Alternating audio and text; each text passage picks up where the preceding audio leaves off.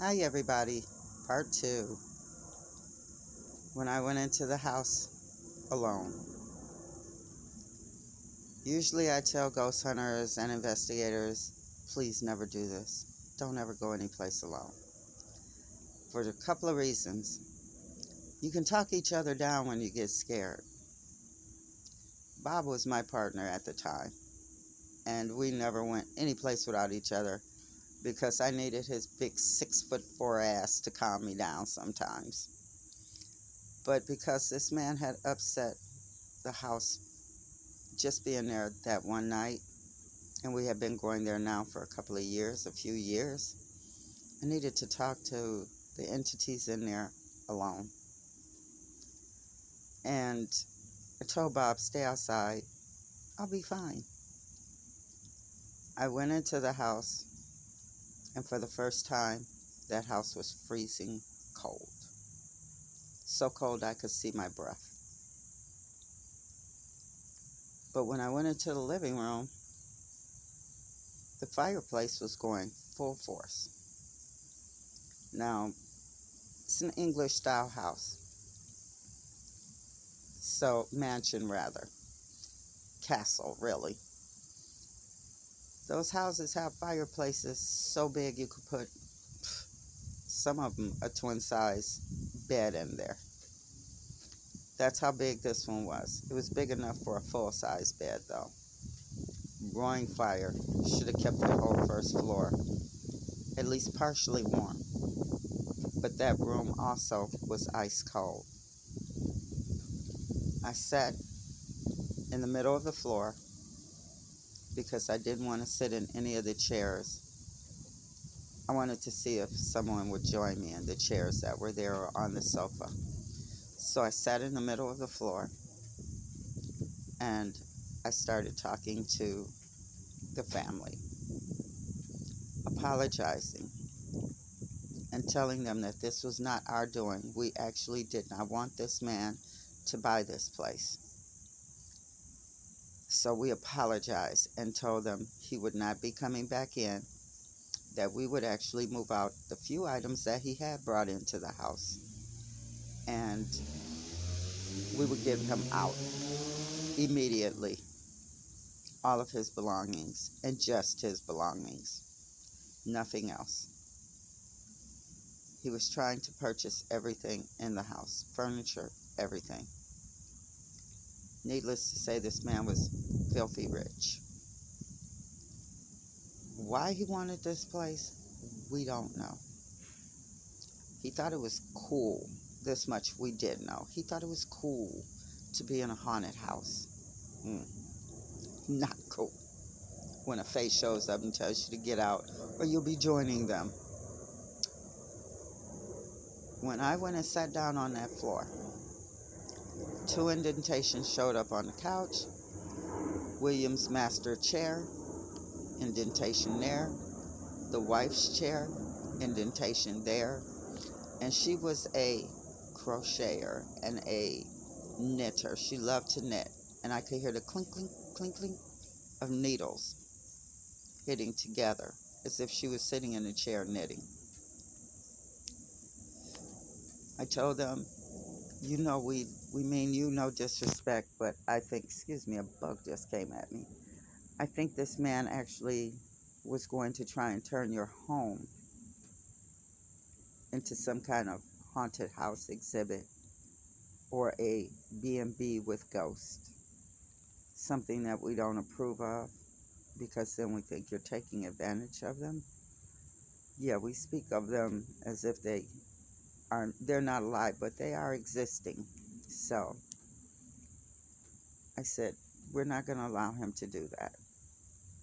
As a matter of fact, we're going to make sure that no one can ever move in here again.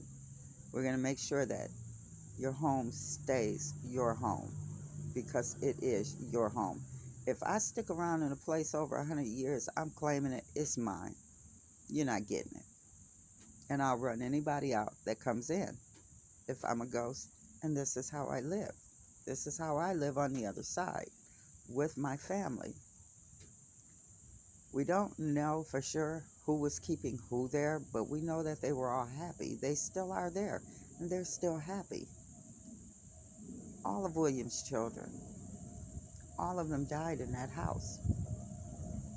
All six of them, seven of them. It was seven children.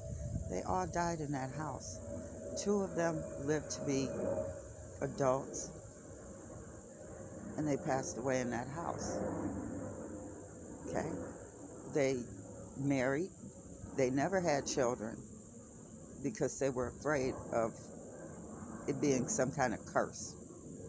We found this out from their writings, that they actually, the two brothers who got married and lived in that house, said that they never would have children because they thought it was a curse and their children would die. And they didn't want to go through the heartbreak that their parents went through. The door opened to the closet. I smelled violets. When I went upstairs, as I was walking up the staircase, I turned and looked at the big door. My entire crew was standing there, faces planted, trying to see what was going on. Bob is like, "Don't you go up those stairs. What the fuck? Don't you go up those stairs." And I'm like, "I'm going upstairs." When I went into the bedroom that they were using, wrong room. Very wrong room. It was Elizabeth's. And that's why her mother showed up with a melting, gaunt face and scared that girl. But what made them angry was these two were getting drunk and getting high. And that's something that we found out quickly. This family did not tolerate. They were very religious, very stern, and they did not play that. So we weren't sure if some of this wasn't her imagination and the fact that she was high as a kite when the girl ran out the house and left her boyfriend. But we took her word for it. Because when you're scared, sober comes on you real quick. So we took her word for it when he told us what had happened. And when we finally talked to her, she said she was sober. When she saw that, it just freaked her out and she had to leave. And it was every man for themselves. So she left him. But when I got upstairs, all of their clothes were thrown all over the place. But they were all heading for the door. I picked up all of their clothes, put them in a suitcase, brought them downstairs, and handed them to him and said, "Is this everything you own that you brought with you?" He said, "Yes, it is." I said, "Well, they made sure that it was heading for the front door." When he got into his car, he said he heard giggling and his radio started playing really strange, just jumping all over the place. And as he was driving away from Crystal,